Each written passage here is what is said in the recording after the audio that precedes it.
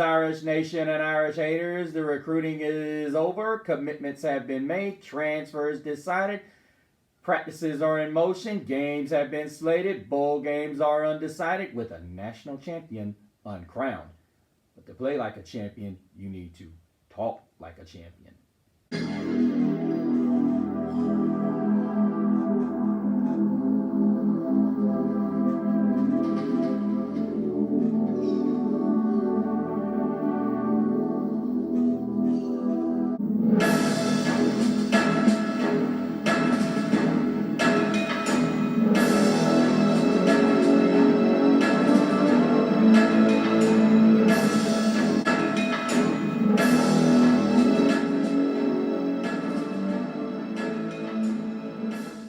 Welcome back, all you Irish lovers. Glad you could join us for another edition of Talk Like a Champion. I am your host, Mr. CeeLo. Glad to be back with you guys.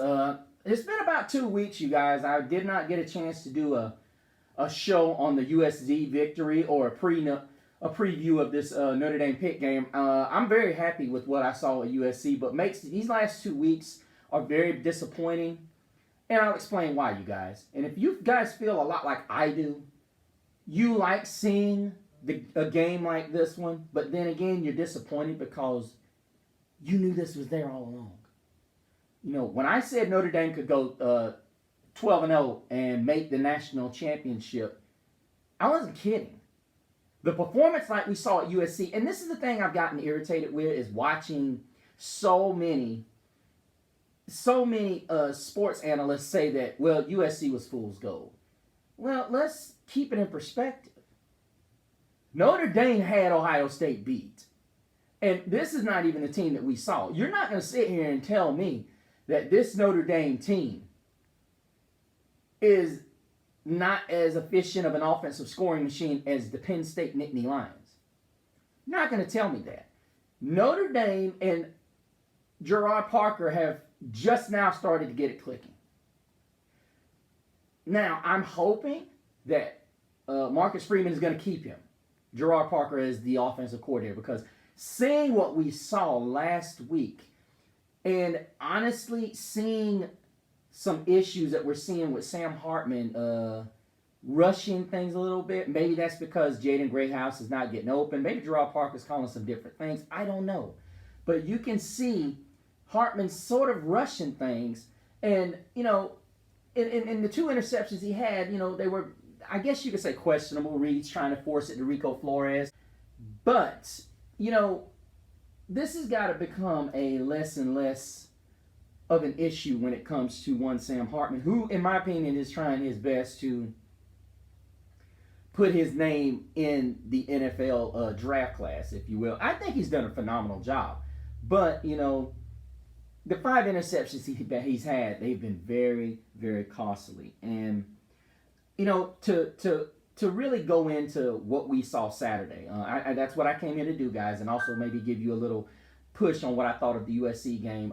Do you guys remember after the Louisville game, and even in the preview of the USC game, I said we needed one of our safeties to step up?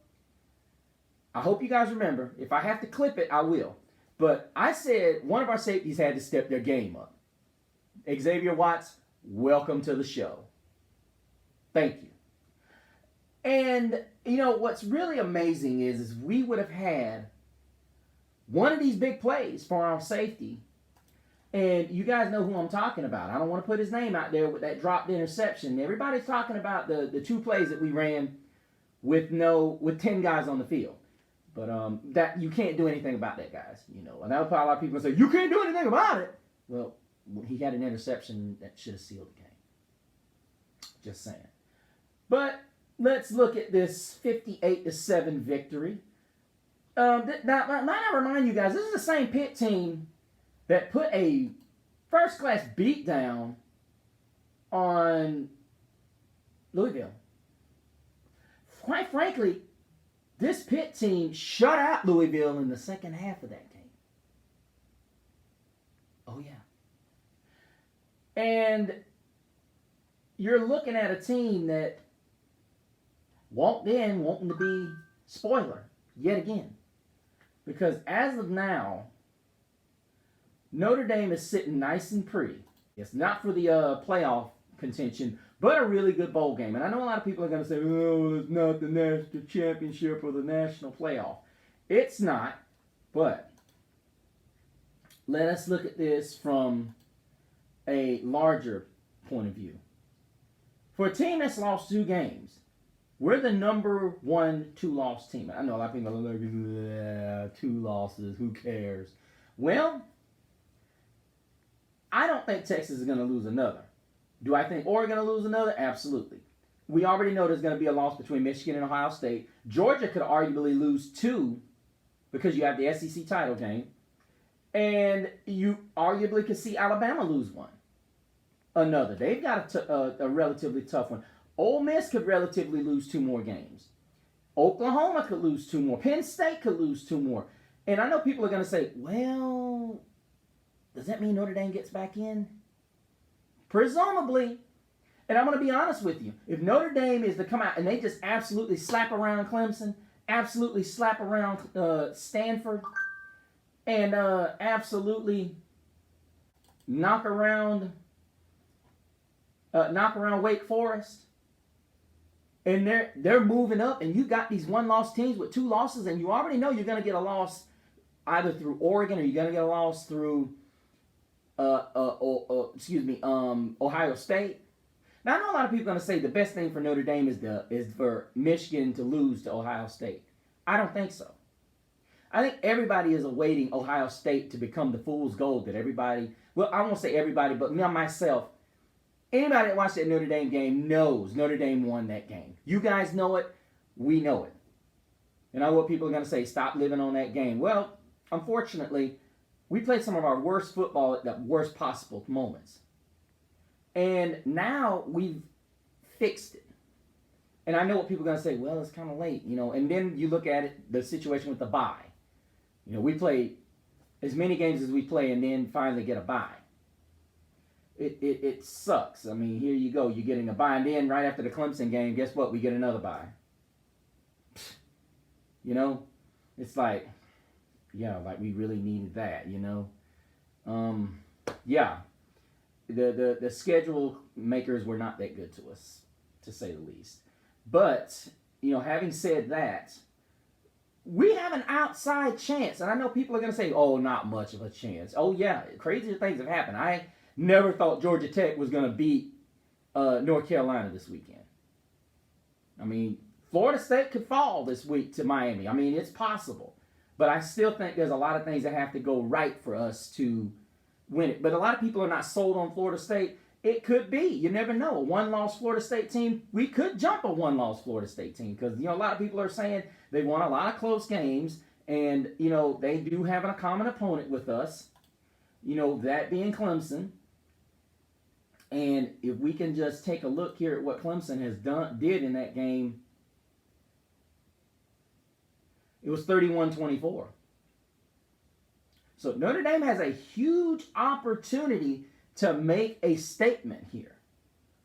We just have to take care of the rest. And then I know a lot of people are saying, get out of it. We're out. We have an outside chance, so on and so forth. If Alabama gets there, they're going to get there. And, a lot of people could say that. They can believe that if they want.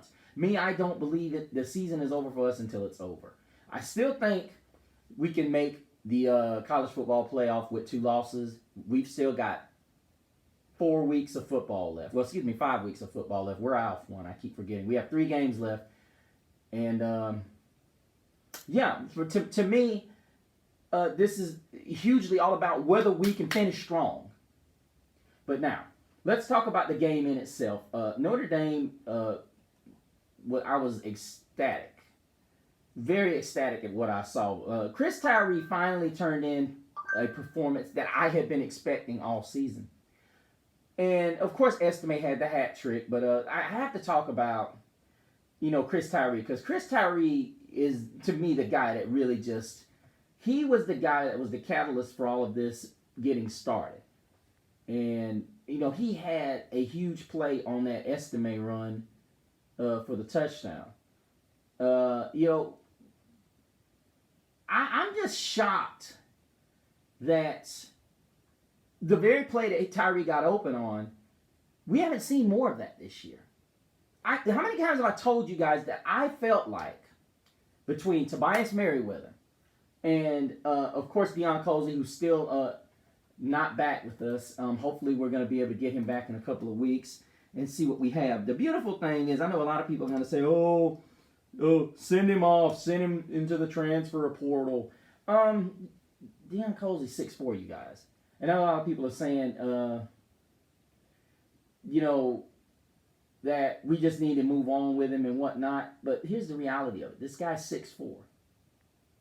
We need a guy that has that size. And we have to have somebody that we understand is going to be not afraid to throw it down the field. And see, Sam Hartman showed, he's showing it with guys that are not taking his back. And what I mean by that is two of his interceptions have come, and I'm not trying to pick on our freshman receivers, but you're talking about you're throwing it up to guys who, I'm not trying to be mean, but you got guys that are not holding their own. Flores had one in that Louisville game that was picked off. I mean, you're seeing guys that are not going up getting the balls like they're supposed to. You have to protect that thing like it's, your life. You have to protect that ball like it's your life. If the quarterback's trusting you to throw that thing up, you have to make him trust you. You have to say, hey, look, he's throwing this thing up because he trusts me.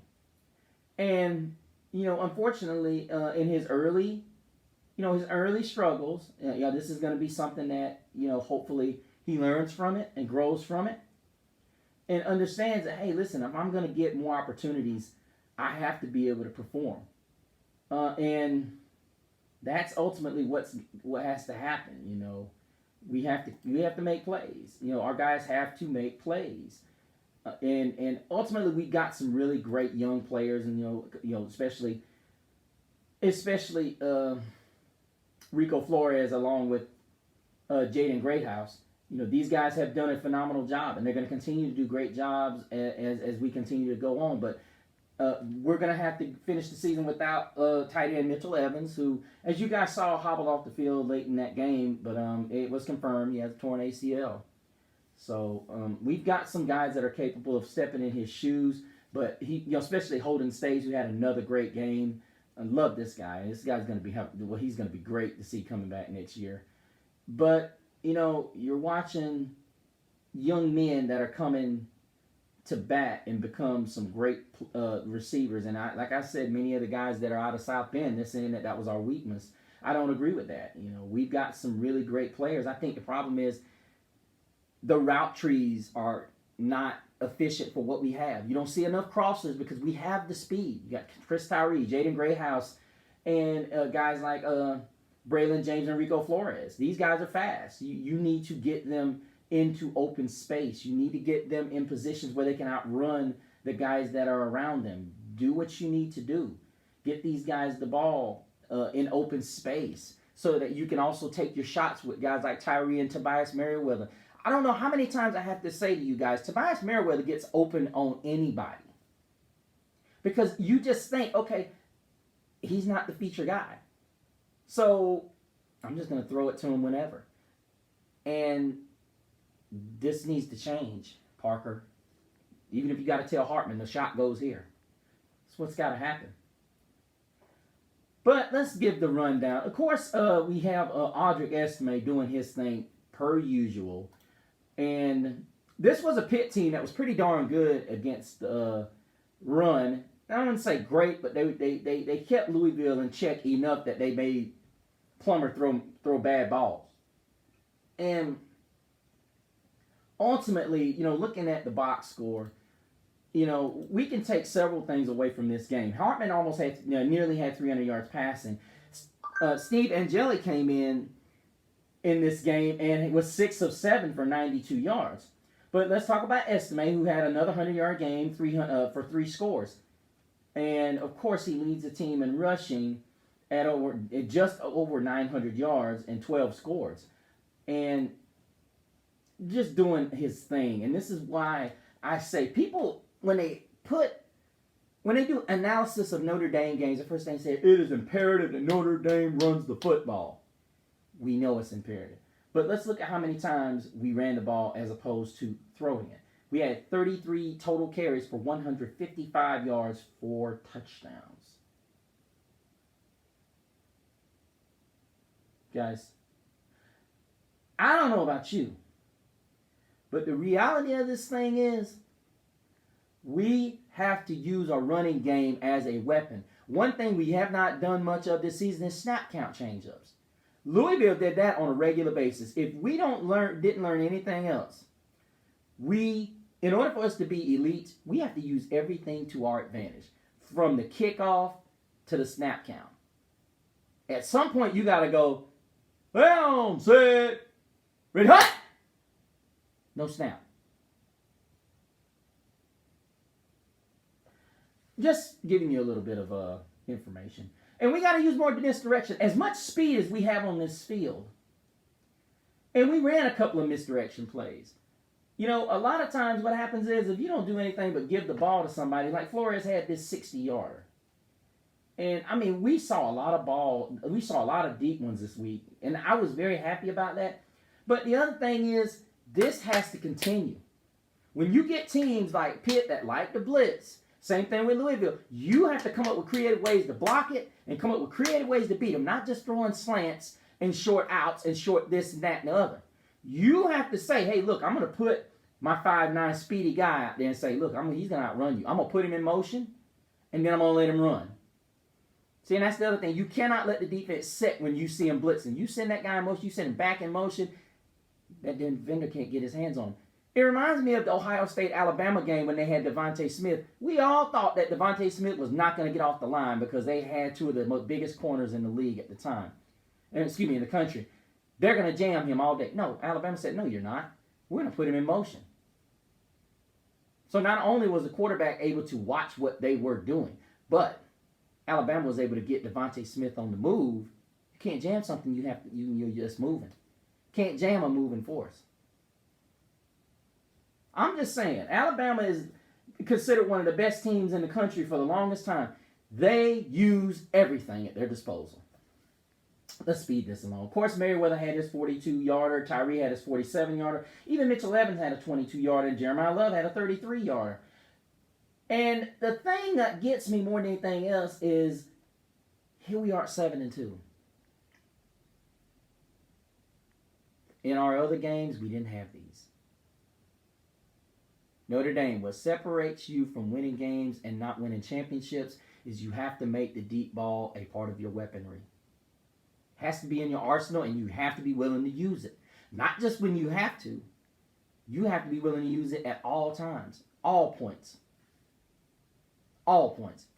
And hello, defense, hello. What can I say? What can I say about that defense that has finally come to play and said we are going to be that elite defense that we should have been all season? J.D. Bertrand, 5 tackles. Thomas Harper, 2 for loss. Xavier Mother flipping Watts, 2 more interceptions. And then we look at Maris Leofow with a sack. Jordan Patello had another sack tonight. Riley Mills, another tackle for a loss. And you talking about Jaden Mickey and Christian Gray. 2 freshmen. 2 freshmen. 2 freshmen.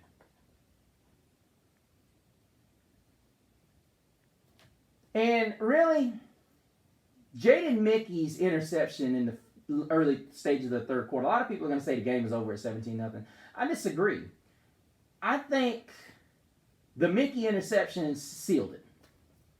I ain't sealed it because even the fumble that Ramon Henderson recovered in the end zone, you know, people are going to say that was it, they gave up, and I don't think there's any doubt in my mind that this was it. Pitt knew that they were done after that ball took back for 6 because Notre Dame's secondary was just ball hawking. And this goes also back to what we're dealing with as far as our defensive play calls. It's amazing. Because you're looking at Al Golden's system now, and it's basically a system where we send pressure, but now it seems like the guys are understanding if they're not going to get there, get your hands up. And it looked amazing. Don't give these guys anything short. If you know you're not going to get to the quarterback, get your hands up. But in this game, it seemed like they were running better twists. They were running more flip arounds and whatnot. And it was great watching it.